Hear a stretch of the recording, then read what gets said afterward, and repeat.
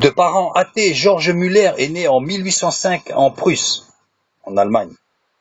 Envoyé à 10 ans au collège pastoral, non pour servir Dieu, mais dans le but d'avoir une vie plus facile. Ses études ne l'empêchaient pas de voler son père et même d'aller parfois aussi en prison. À 14 ans, il jouait aux cartes et s'enivrait pendant que sa mère agonisait. Les difficultés ne sont pas pour Dieu un moyen de stopper sa puissance. Pourtant, son désir d'obtenir cette place de pasteur le ressaisit et conscient, il se remit à travailler dur, parfois des journées de 18 heures. À 20 ans, ce fut un tournant dans sa vie, quand il fut saisi par la vue de personnes à genoux pour prier. Il en fut tellement impressionné qu'il prit l'habitude de prier dans cette position, allant même jusqu'à lire la Bible 100 fois à genoux. Peu de temps après, Müller reçoit enfin l'appel de la mission. Deux personnes marquèrent profondément sa vie. Le premier, A.H. Frank, mort en 1727 et fondateur d'orphelinat, et dans lequel il se trouvait, et le deuxième, M. Graves. Ce dernier, bien que dentiste, avec une situation aisée de 7 500 $ par an, laissa tout tomber pour devenir missionnaire en Perse, c'est-à-dire l'Iran actuel. Il décida de ne s'appuyer que sur l'aide de la Providence, suivant en cela l'exemple de son illustre prédécesseur, M. Frank. C'était un dévoreur de Bible. Il l'a probablement lu 300 fois dans son intégralité. Le Seigneur m'a aidé à abandonner les commentaires et à faire de la simple lecture de la parole de Dieu l'objet de ma méditation. Et ainsi, la première nuit, je fermai la porte de ma chambre pour prier et méditer les Écritures. J'appris en quelques heures plus que je ne l'avais fait auparavant en plusieurs mois. La principale différence, cependant, fut que je reçus de cette manière la véritable force nécessaire à mon âme. Bien que guidé par son œuvre pour les enfants, son but ultime était de glorifier Dieu. Sa méthode était, premièrement, lire la Bible et la méditer. On en vient à connaître Dieu par la prière et la méditation de la parole. Deuxièmement, s'efforcer de garder un cœur intègre et une bonne conscience. Troisièmement, si nous voulons voir croître notre foi, il ne faut pas chercher à éviter ce qui met à l'épreuve et dont elle peut sortir grandie. Il faut que nous laissions Dieu agir et non essayer de nous libérer nous-mêmes. Laisser Dieu agir dans le temps construira une foi solide. Souvent, sans le sou, il en vint presque à reconnaître que son système de foi était poussé à l'extrême. Cependant, à chaque fois, la satisfaction d'une réponse divine le fortifia dans sa foi. Ne voulant rien devoir à personne, Romains 13, verset 8, et n'avoir aucune dette, Müller se fixa la règle de n'acheter jamais à crédit, mais de tout payer comptant. De même, il se résolut à n'employer l'argent qu'il recevait uniquement dans le but auquel il était destiné.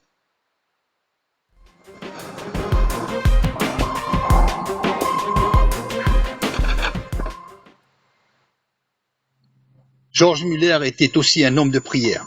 Quelques heures chaque jour et cependant de prier sans cesse, en marchant, couché, en se levant. Son esprit était en prière constante.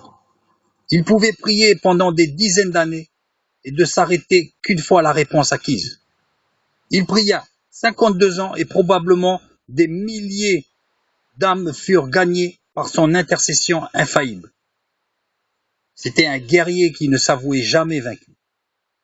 Il était aussi gêné de recevoir un salaire qui souvent venait de la location des bancs de l'église. Autrefois, en effet, les paroissiens pouvaient louer les bancs de l'église. Ainsi, ils avaient leur place attitrée. Personne ne pouvait prendre cette place et ils étaient sûrs à chaque fois d'avoir un banc, une place leur réservée.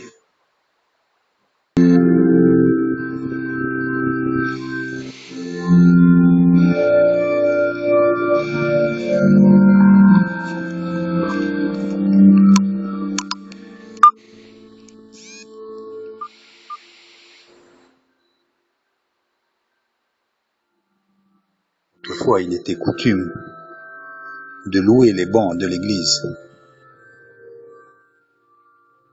ce qui assurait un revenu pour le pasteur.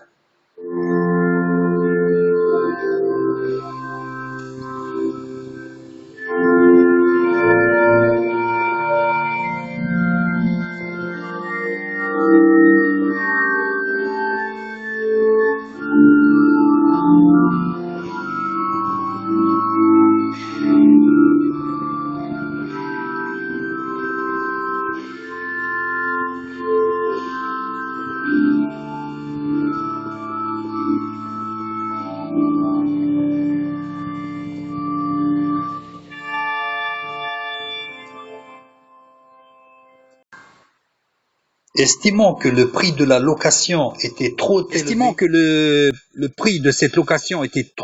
élevé, un piège pour le prédicateur et aussi un obstacle au progrès spirituel de l'Église. On remarque ainsi que George Muller ne se conformait pas aux habitudes de son siècle, ce qu'il aurait pu faire, mais constamment renouvelé par l'Esprit de Dieu, inventé sans cesse, innové et créé. Bien que nouvellement marié, il se rendait compte de sa dépendance aux dons et s'en voulait de ne pas dépendre plus du Seigneur, allant même jusqu'à renoncer à son salaire et cacher à ses fidèles ses besoins financiers, ne voulant en référer qu'à Dieu seul. Une pensée aussi pour sa femme qui vraiment lui était tout particulièrement appropriée. Il est bien évident que ce n'est pas n'importe quelle femme qui aurait pu, subir une telle vie. Rappelons-nous que celui qui est marié s'occupe des affaires du monde, des moyens de plaire à sa femme. Donc là, les conditions n'étaient pas réunies. Et il aurait pu accepter ces choses-là. Donc voilà. Donc sa femme, apparemment, on en sait. Moi personnellement, je ne sais rien de cette femme.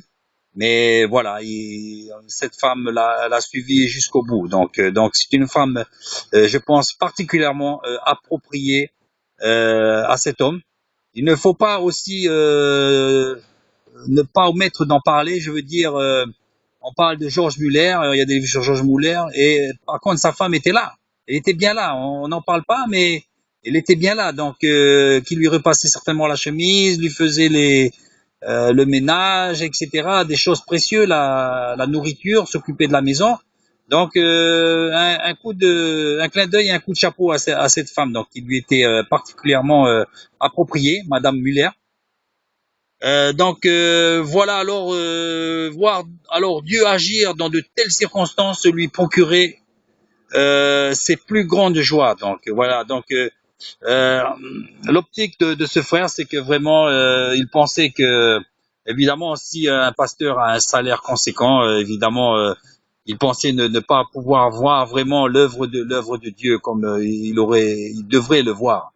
Donc c'est vrai que en se mettant volontairement dans des situations assez démunies, quoi. Donc il pourrait voir la gloire de Dieu, il pourrait voir Dieu agir, et c'est ce qu'il voulait vraiment, j'allais dire par-dessus tout, de voir vraiment se manifester la puissance de Dieu. Il est vrai par ailleurs que ça serait vraiment frustrant pour quelqu'un qui serait dans le ministère de ne voir pas l'action du Saint-Esprit, l'action de Dieu dans son Église, sur lui, autour de lui. Donc on pourrait se poser des questions. Hein. Donc lui, il ne voulait pas faire les choses à moitié. Tant qu'à faire un ministère, vaut mieux le faire avec Dieu, parce qu'il est bien évident que faire un ministère sans Dieu, c'est vraiment on ne verrait donc pas le sceau de Dieu, l'approbation de Dieu. Rappelons-nous que Dieu confirme sa parole par des miracles et des signes, etc. Et il est bien évident que si la parole de Dieu n'est pas confirmée, c'est que on n'a probablement pas le sceau de Dieu sur nous. La confirmation, Dieu ne confirmerait pas nous aussi nos paroles qui seraient en fait nos paroles, pas les paroles du Seigneur. Donc un appel aussi à avoir dans nos vies, même un simple chrétien, le sceau de Dieu dans nos vies, la confirmation de Dieu dans nos vies. Et ça ne passe pas par la richesse matérielle, forcément, je dirais, mais certainement que bien souvent, on a besoin de se démunir. Même au niveau de la connaissance biblique et spirituelle, on a besoin de se démunir, de se vider pour que Dieu puisse nous remplir. Hein? Un appel à devenir comme les enfants, pour que Dieu puisse nous utiliser, à être plus humble, moins imbu de nos personnes, de notre science, quelle qu'elle soit, de nos versets, de nos années d'études bibliques, de nos années de présence à l'église. Ça, c'est des considérations humaines. Donc, recherchons le sceau de Dieu. Il est bien évident que George Muller n'est pas le seul à être de cette stature. Il y en a bien d'autres, mais bon, voilà, il m'est advenu de lire le livre à ce frère, et donc voilà l'histoire une partie de l'histoire de ce frère. La suite maintenant.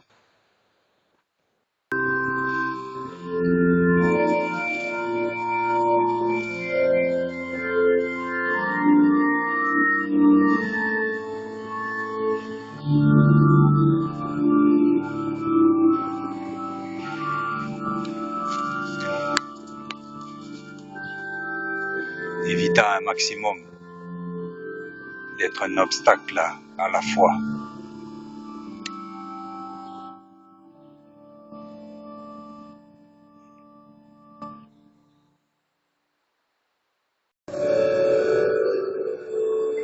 Muller était un précurseur.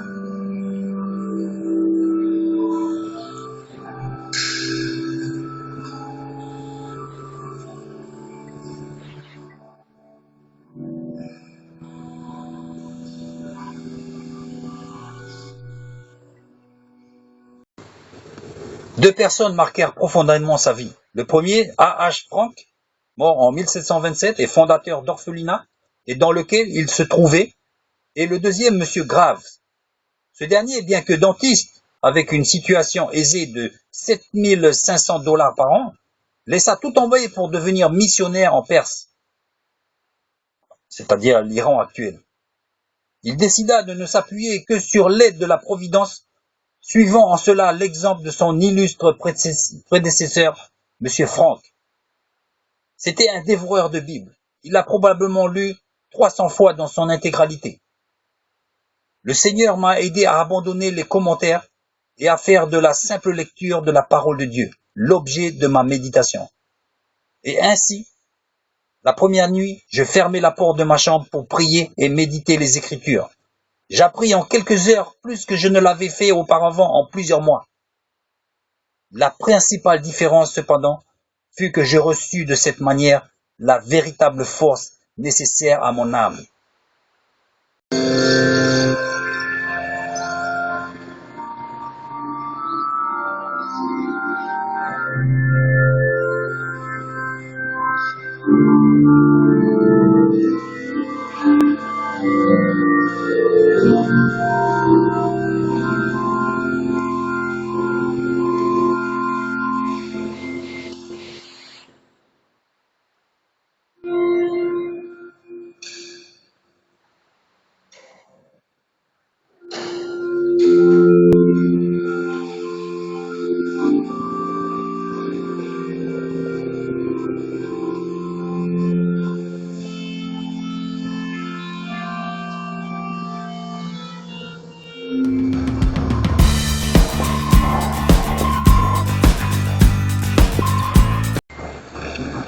Ému par la condition des enfants des rues, il se mit à les inviter chez lui pour un petit déjeuner, suivi d'un enseignement biblique.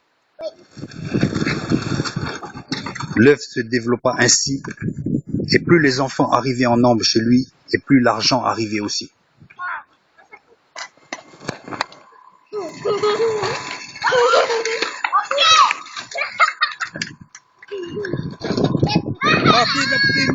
Malheureusement.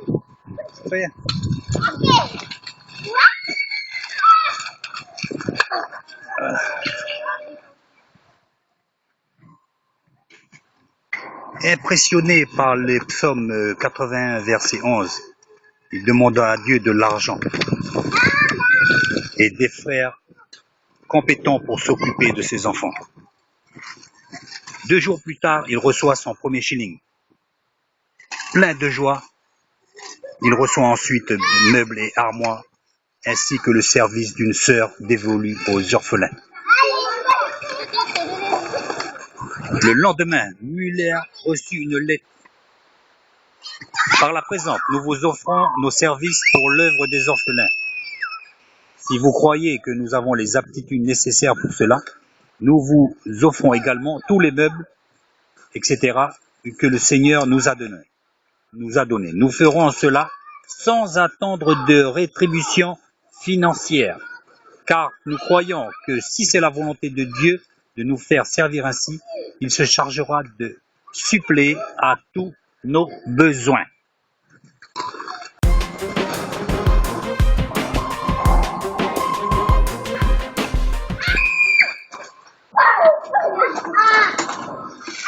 Müller tenait inscrit dans son carnet toutes les demandes faites au Seigneur et encouragea les frères à faire ainsi. Fort de son expérience, il constata qu'une heure de prière suivie de 4 heures de travail était plus efficace que 5 heures de travail sans prier.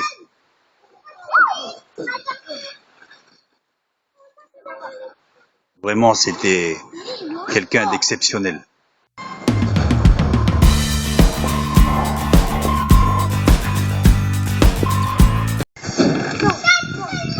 Bien que guidé par son œuvre pour les enfants, son but ultime était de glorifier Dieu.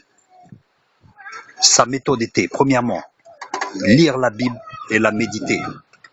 On en vient à connaître Dieu par la prière et la méditation de sa parole.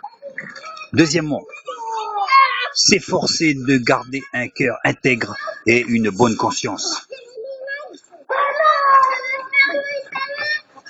Troisièmement, si nous voulons voir croître notre foi, il ne faut pas chercher à éviter ce qui nous met à l'épreuve, car alors notre foi sortira grandie. Il faut que nous laissions Dieu agir. Agir et non essayer de nous libérer par nous-mêmes. Car ainsi, laisser Dieu agir dans le temps nous construira une foi solide.